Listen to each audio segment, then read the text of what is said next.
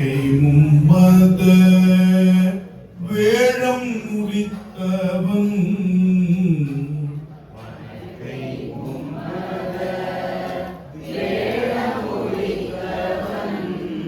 வேழம் வேழம்னா என்ன?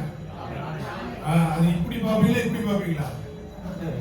யானை எப்படியா பார்ப்போம், எறும்பு எப்படி பார்ப்போம், யானை எப்படி பார்ப்போம் அப்படி. அப்ப வேழம் முடித்தவன், இப்ப இந்த சொல் வரும்போது நான் சொன்னது ஞாபகத்துக்கு வரும். அப்ப ஆட்டோமேட்டிக்கா நீங்க மேல பாடிவிடலாம். சரியா? பனைக்கை, அது ஒரு தும்பிக்கை எங்க இருக்கும்? அதனால பனைக்கை மும்மத வேழம் முடித்தவன்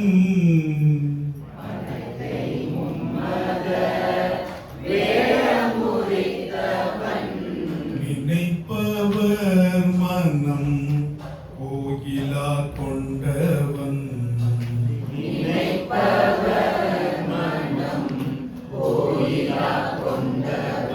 நினைக்கிறது மனசு சமநிலையில பாடுறது.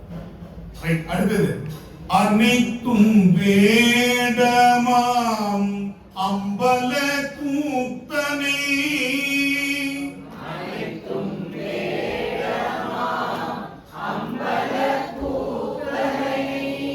தினைத்தனை பொழுதும் மறந்துய்வனோ.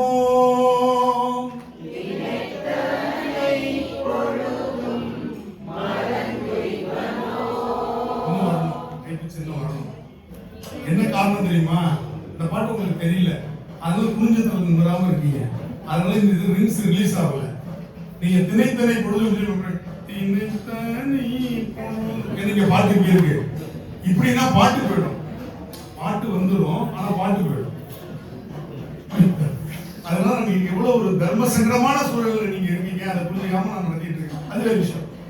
ஆனா அந்த தினைத்தனை பொழுதும் மறந்து வைப்பவர்களே ஒரு வரி தானே, அந்த 4 சொல் தானே. அந்த 4 சொல்ல காதுல வாங்கிக்கிட்டு நினைவாற்றல் நீங்க பாடுறது, உங்களுடைய நினைவாற்றல் அதிகமாகும். அந்த பொண்ணு அது பண்ணுது, என் லிப் மூமெண்ட் வச்சு அது பாடிட்டு இருக்கு.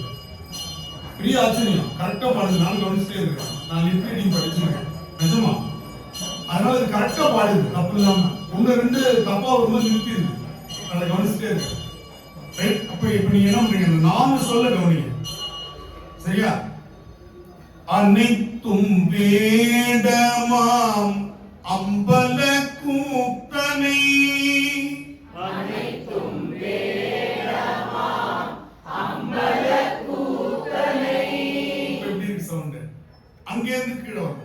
தினைத்தனை பொழுதும் மறந்துய்வனோ.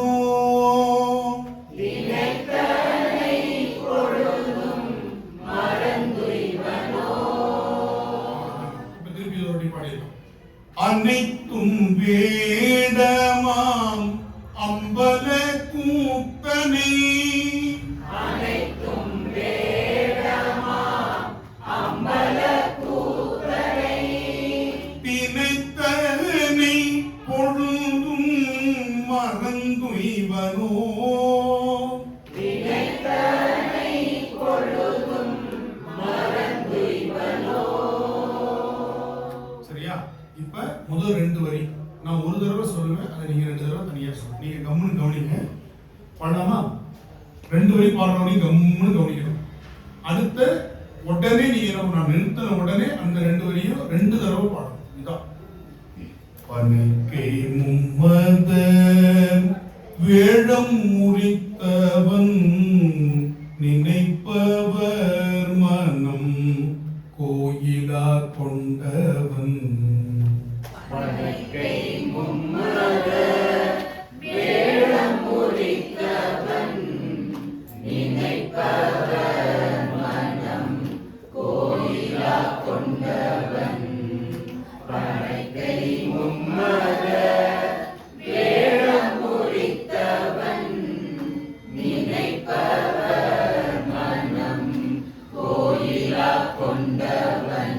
சரியா? இப்ப நீங்க உங்க டர்ன். எனக்கு இதுல ஏதாச்சும் மிஸ்டேக் வருதா கண்டுபிடிக்கிறதுக்காக இங்க ஒரு குரல் வந்துச்சுன்னா எனக்கு டிஸ்டர்ப் ஆகும். அதுக்காக தான் சொல்றேன். எனக்கு ஃபைன் டியூனிங் பண்ணும்போது இங்க இப்ப இவங்க பாடக்கூடாது யாரும். சரியா? இப்ப நீங்க பாடுறீங்க. ஒரு வாட்டி நான் சொல்றத 2 தடவை. பனைக்கை மும்மத வேழம் உரித்தவன் நினைப்பவர் மனம் கோயிலா கொண்டவன்.